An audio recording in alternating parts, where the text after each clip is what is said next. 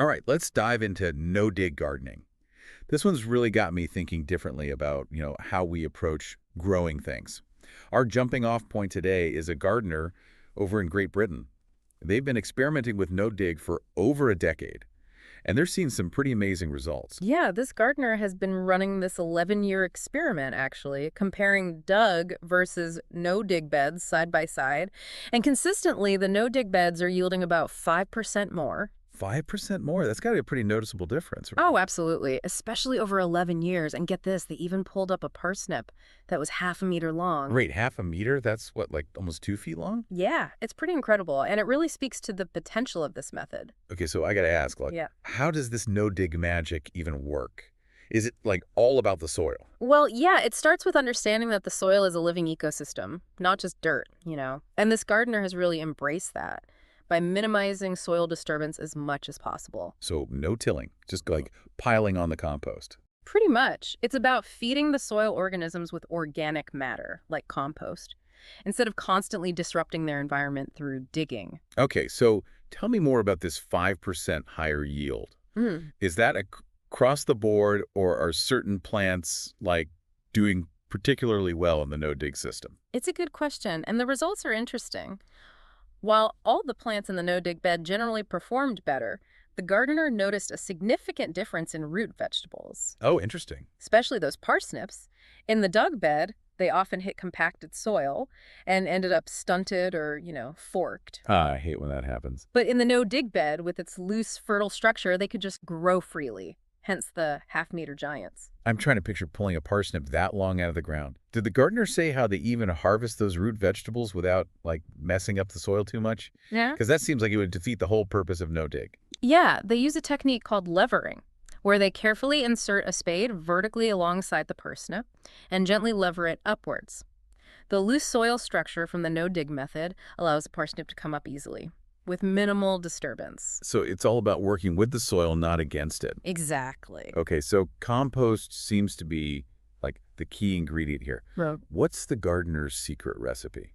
Because I've tried composting before, and, well, let's just say it wasn't always a success story. Yeah, composting can be a bit tricky, but this gardener has definitely honed their skills over the years. They've got a great system for achieving those ideal temperatures for hot composting, somewhere between 130 and 160 degrees Fahrenheit. That's the sweet spot for efficient decomposition. 130 degrees. My compost pile never gets that hot. What's their secret? It's all about the mix. They Yeah. combine garden waste with locally sourced materials like coffee grounds. Coffee grounds. Yeah, it adds nitrogen, helps heat things up. They also carefully monitor moisture levels and turn the pile regularly to ensure good aeration. Oh, and they always keep a roof over their compost, especially important in their wetter climate. Prevents it from getting soggy and maintains those optimal conditions for the thermophilic bacteria. Thermophilic bacteria. Yeah, those are the little guys that thrive in those high temperatures and efficiently break down organic matter into nutrient-rich compost. So there's, like, a whole army of microscopic helpers in there. Absolutely. They're the heavy lifters of the compost world. Okay, that's pretty cool. But I've heard that compost can sometimes cause carrots to fork. Did the gardener address that concern? They did, and it's a great example of how no-dig can actually solve that problem. They found that forking might actually be tied to the act of digging itself, and that no-dig, with its loose soil structure, allows the carrots to grow straight down without encountering obstacles. Huh.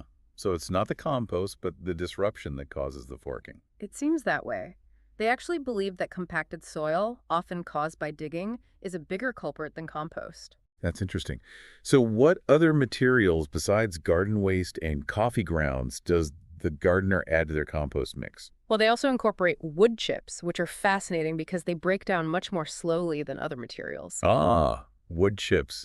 Those things seem to linger in my garden forever. Right, but that's actually a good thing for compost. They provide a long-lasting source of nutrients and create air pockets, improving aeration. And because they decompose slowly, they're particularly beneficial for certain plants like raspberries and asparagus, which thrive in a slightly more acidic soil environment. So wood chips are like a slow-release fertilizer. You could say that. I'm learning so much about compost already. But how does all this amazing compost actually benefit the soil? I mean, besides making it smell amazing. Well, think of compost as a gourmet buffet for the soil organisms living just beneath the surface. It provides them with all the nutrients they need to thrive.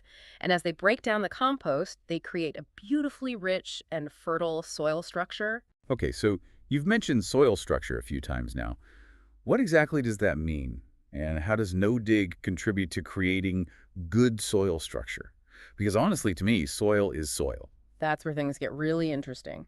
Good soil structure means the soil has a balance of different sized particles, sand, silt, and clay, along with plenty of organic matter. This creates a loose, crumbly texture that allows for good drainage and aeration, while also retaining moisture and nutrients. So it's like building a luxury apartment complex for all the beneficial bacteria and fungi and other tiny critters that make healthy soil thrive. Exactly, you're providing them with the ideal habitat. So the soil is literally teeming with life. And no dig helps create the perfect environment for all those tiny creatures to flourish. That's the idea. It's all starting to make sense now. And it's not just about the bacteria. No-dig also plays a crucial role in fostering the growth of mycorrhizal fungi. Wait, mycorrhizal fungi. Those are the ones that form those amazing underground networks, right? I've heard they're like the internet of the soil, Yeah. connecting plants and helping them access nutrients and water. You got it. They form a symbiotic relationship with plant roots, acting as an extension of the root system. And no-dig, by leaving the soil undisturbed, allows these beneficial networks to spread and thrive. So it's like the fungi are trading their foraging skills for some of the sugars the plants produce through photosynthesis. Pretty much. That's amazing. But doesn't tilling and digging disrupt these networks? It can, yeah. And that's one of the main reasons why no-dig is so beneficial for soil health. It allows those mycorrhizal networks to grow undisturbed, creating a resilient and interconnected ecosystem beneath the surface. Okay, I'm starting to see the bigger picture here. No dig is about more than just saving time and effort. It's about creating a thriving, interconnected ecosystem in your garden. Exactly. It's about working with nature rather than against it. To create a truly sustainable and abundant garden. This is all so fascinating.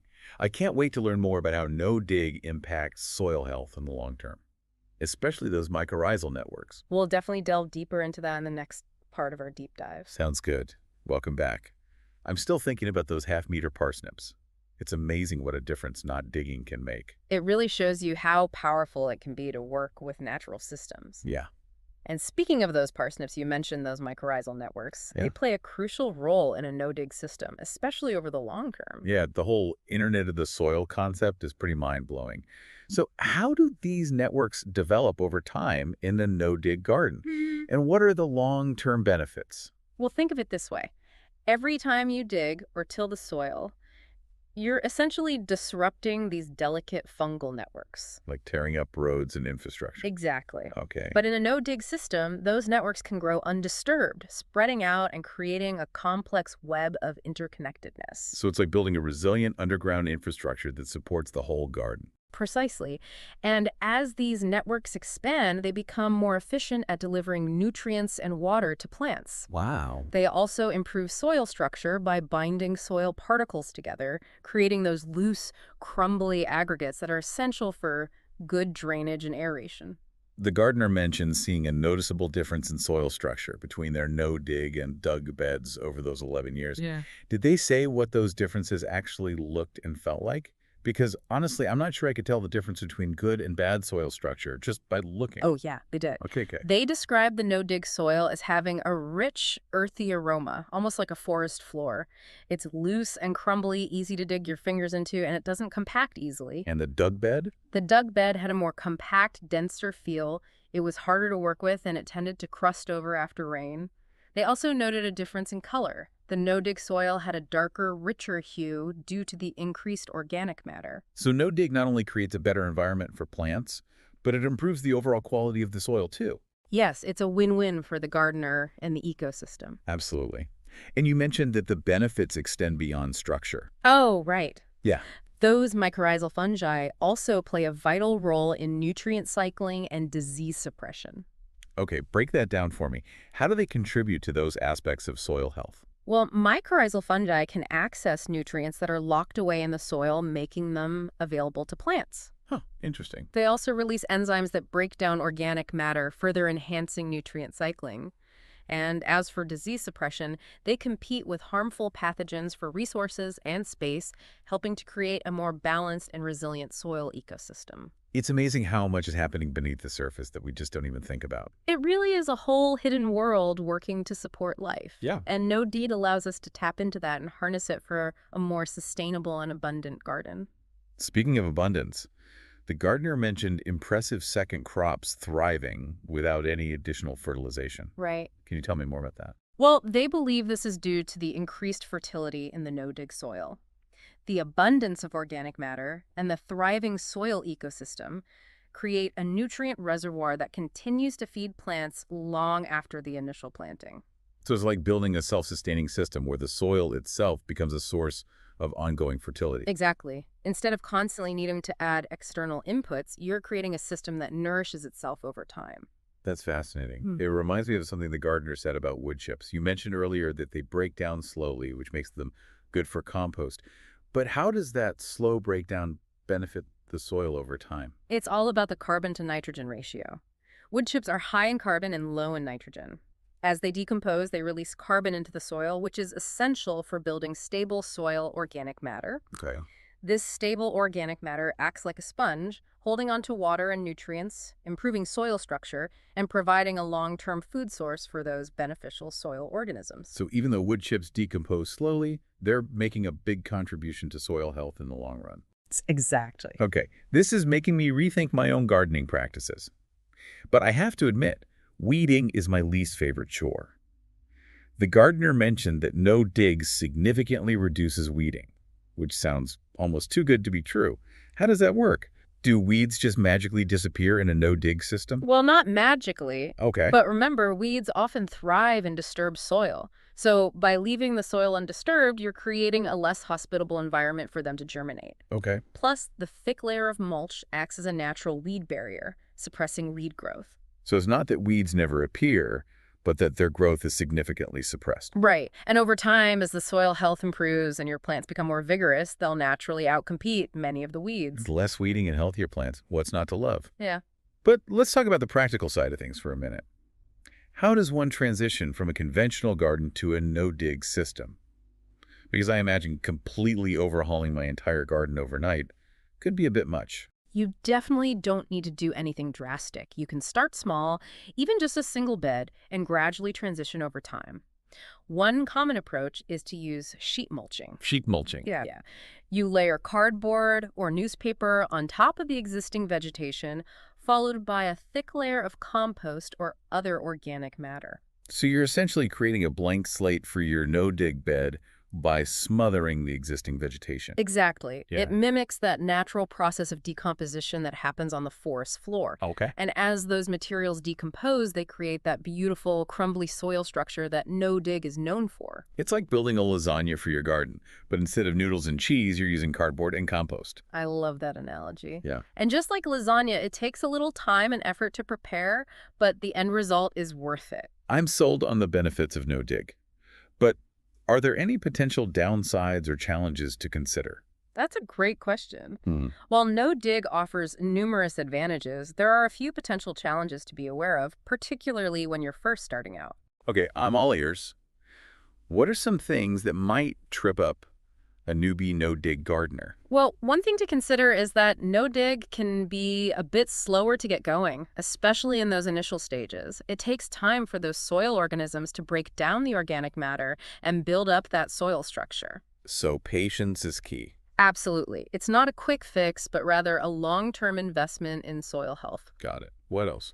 Well, another potential challenge is managing slugs, especially in wetter climates. You're essentially creating a haven for them with all that lovely organic matter on the surface. Makes sense. So how do no-dig gardeners deal with slugs? Our gardener specifically uses compost as mulch because it's less hospitable to slugs than other materials like wood chips. So choosing the right type of mulch is important. Exactly. And there are other strategies you can employ, like creating barriers, using traps, or attracting natural predators like birds and frogs. So there are solutions if you're willing to get creative. Precisely. No-dig gardening is not a one-size-fits-all approach. It's about adapting and experimenting to find what works best for your specific environment. No-dig is more than just a gardening method. It's a philosophy. I couldn't agree more. It's about embracing nature's wisdom and working in harmony with the soil. It's a way of gardening that connects us to the natural world. Right. It reminds us that we're part of a larger ecosystem. It's about nurturing not just our plants, but also the soil that sustains them, and ultimately ourselves. Beautifully said. It's a reminder that healthy soil is the foundation of a healthy planet. This has been an incredibly enlightening deep dive into the world of no-dig gardening. I feel like I've gained a whole new appreciation for the power of the soil. It's been a pleasure to explore this fascinating topic with you. And remember, this is just the beginning. There's so much more to discover about no dig. All right, we're back, ready to wrap up our no-dig deep dive. I gotta say, my head is spinning a little bit. It's like I'm seeing my garden in a whole new light. It really is a shift in perspective, yeah. So let's bring it all home for our listeners. We covered a lot. What are the key takeaways here? Well, I hope they've come away with a deeper appreciation for the soil.